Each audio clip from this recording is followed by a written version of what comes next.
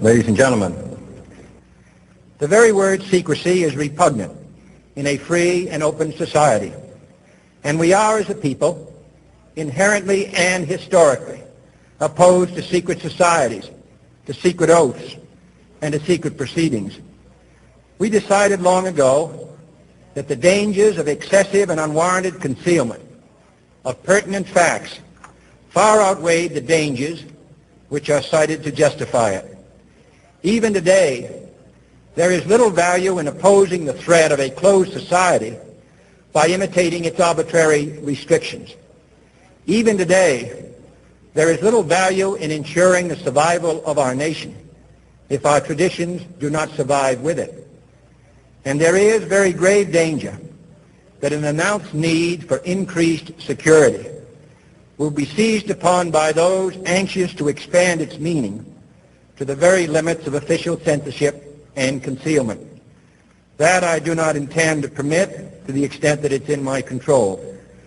And no official of my administration, whether his rank is high or low, civilian or military, should interpret my words here tonight as an excuse to censor the news, to stifle dissent, to cover up our mistakes, or to withhold from the press and the public the facts they deserve to know.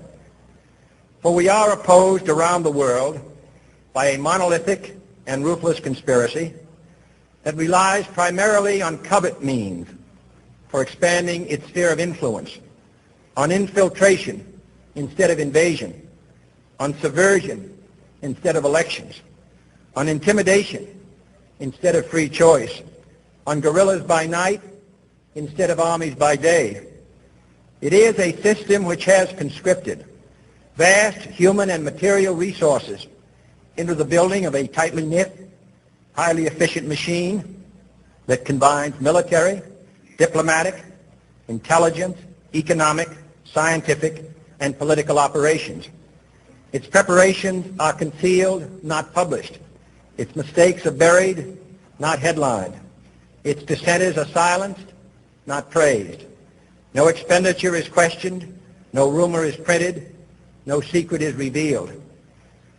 No president should fear public scrutiny of his program, for from that scrutiny comes understanding, and from that understanding comes support or opposition, and both are necessary.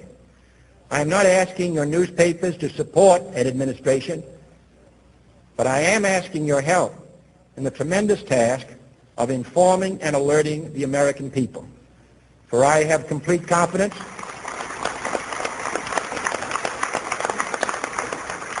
in the response and dedication of our citizens whenever they are fully informed. I not only could not stifle controversy among your readers, I welcome it. This administration intends to be candid about its errors. For as a wise man once said, an error doesn't become a mistake until you refuse to correct it. We intend to accept full responsibility for our errors, and we expect you to point them out when we miss them. Without debate, without criticism, no administration and no country can succeed, and no republic can survive. That is why the Athenian lawmaker Solon decreed it a crime for any citizen to shrink from controversy. And that is why our press was protected by the First Amendment, the only business in America specifically protected by the Constitution, not primarily to amuse and entertain, not to emphasize the trivial and the sentimental, not to simply give the public what it wants, but to inform, to arouse, to reflect, to state our dangers and our opportunities, to indicate our crises and our choices, to lead, mold, educate, and sometimes even anger public opinion. This means greater coverage and analysis of international news, for it is no longer far away and foreign, but close at hand and local. It means greater attention to improved understanding of the news, as well as improved transmission. And it means, finally, that government at all levels must meet its obligation to provide you with the fullest possible information outside the narrowest limits of national security. And so it is to the printing press, to the recorder of man's deeds, the keeper of his conscience, the courier of his news, that we look for strength and assistance, confident that with your help, man will be what he was born to be, free and independent.